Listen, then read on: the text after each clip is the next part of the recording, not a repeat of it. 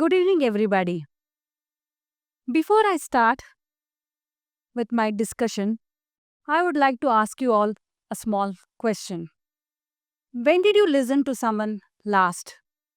Not replied, not reacted, not judged.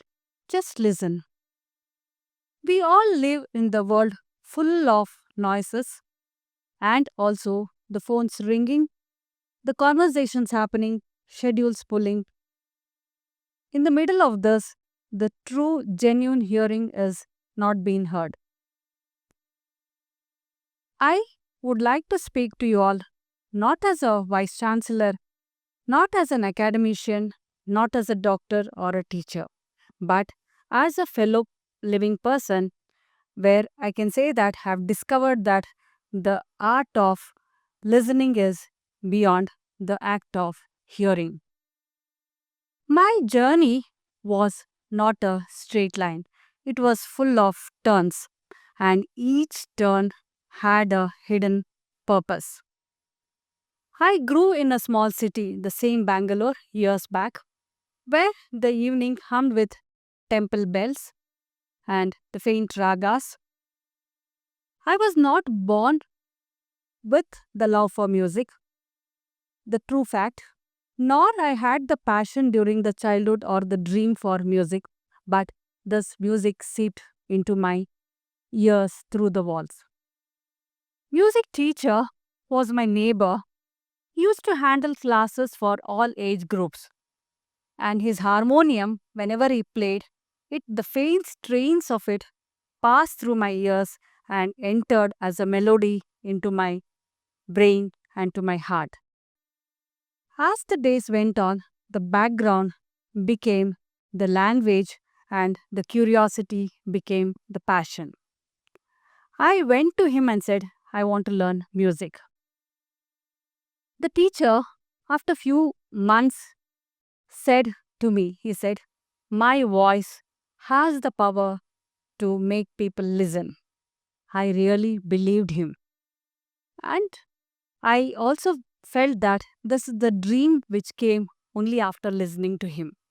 I picturized myself by standing and giving or sitting and giving the concerts and doing my MA, PhD, getting lots of applauses and the life around the stage.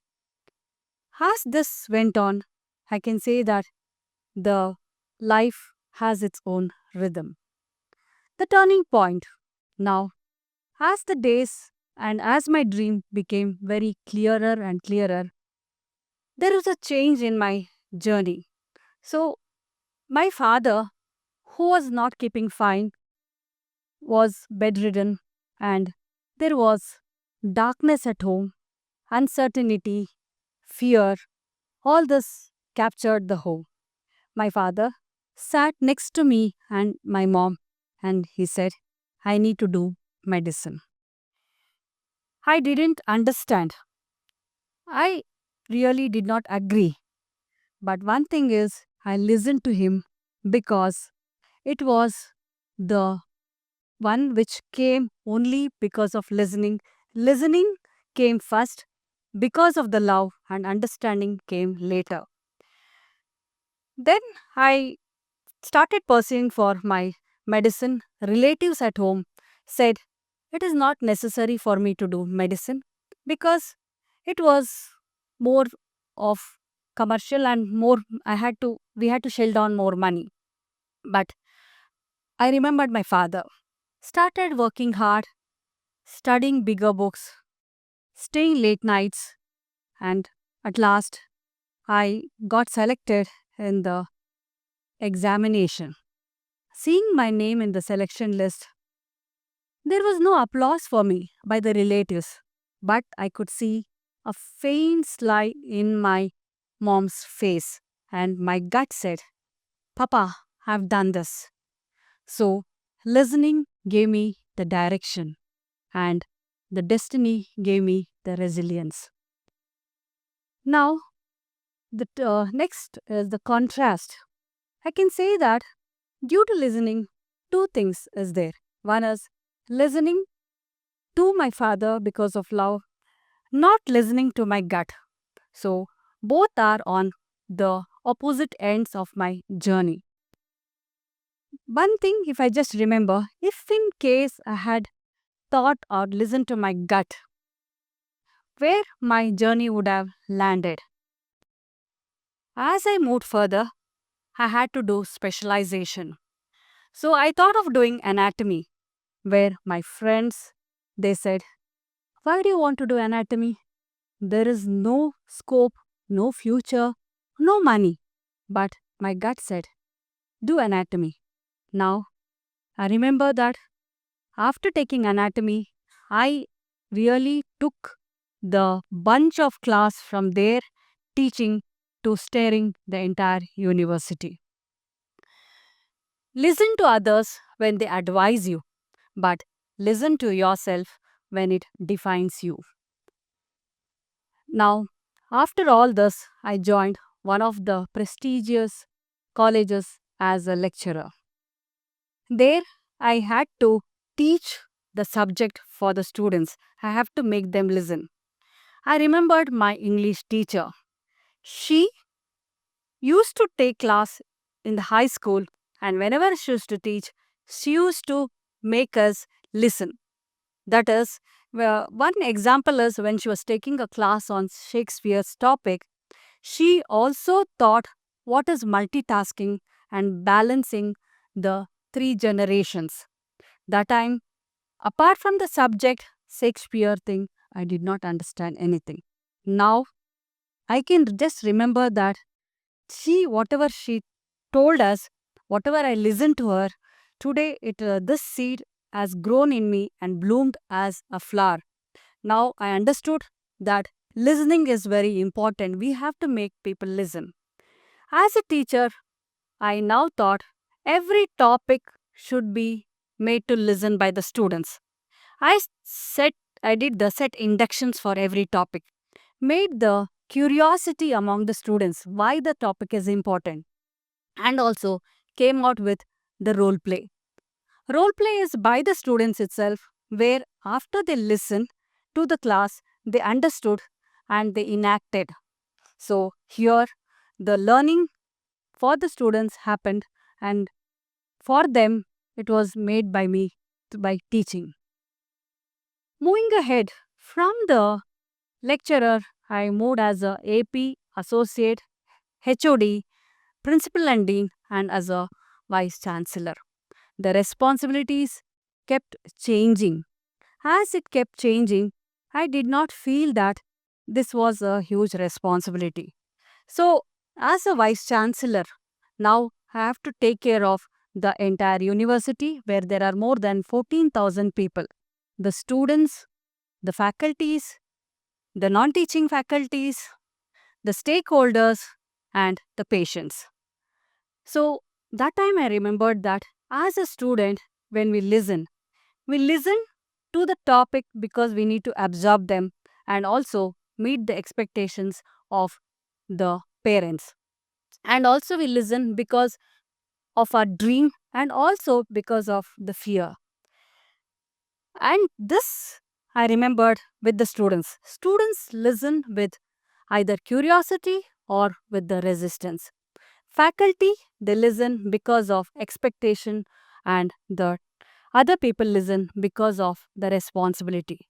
So I felt that I was a bridge, the bridge of listening, bridging the students to the teachers, teacher to the stakeholders, stakeholders again to the students and the apex bodies. So bridging, can I can say that it doesn't come overnight.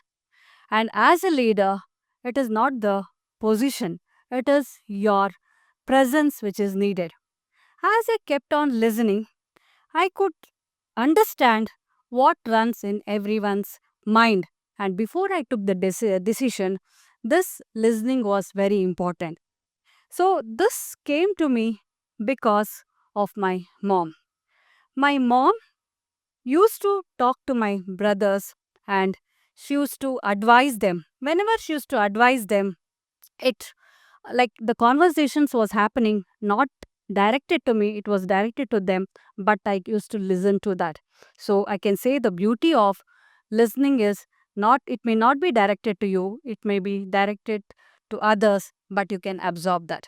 And one more thing, what I learned is when I moved further down, I had to take care of the family, had to take care of the the family life along with my professional life and my personal life. So I had to balance all the three. So as I moved from the childhood to the adulthood to the motherhood, there I had to balance everything. So I had to get up early in the morning at 5 o'clock, handle everything, speak to everyone, listen to everyone, drop the children to the school, back home, receive them, handle the homeworks, attend the parents teachers meeting, and also I had to handle the class in the college. So this I did not find it as a tough job, because whatever responsibility I used to take, whatever strength I got, and whatever I used to talk before I listened to whatever I did, I used to see my mom. She was a single person, a single family member who had handled four things. That is, she handled the her business, she handled the farming, she handled the third thing is the at home she used to handle everything, and also she handled the few aspects like the our government job. Here there are four worlds, four languages. Her strength was not looking very strong. Her resilience was not dramatic, but she accepted everything by adaptation. So, all this got into me. So, I found it was not a tough thing for me to understand people, to listen to people, and to move ahead. Now, how can we make people listen? We can make people listen by accountability. Students listen because their voice matters. The faculties listen because their action matters. The other stakeholders listen because their vision matters. So, this listening, it may not be like you have to really do, irrespective of whether it's positive or negative. It is not that you have to accept everything. When you make a person listen, you will see to that you will hear to each and every word. When you hear to the word, you have to listen to what is the world which lies behind every word. Because this world which is behind, it is a big, vast area. This, when you see a person, you will see only the 20% of the tip of the iceberg. You will not see the underneath 80%. The tip of the iceberg is like where you will be seeing only what is the expression, his how he modifies the words, how he talks to you. But when you sit with him, you will get to know the 80% which is submerged, the under the surface. That is the pain which he is facing, then whatever is the the hidden load, and also the hidden dream.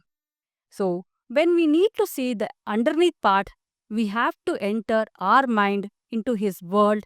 That is through the door. The door of this is by listening. Now, how to call for listening?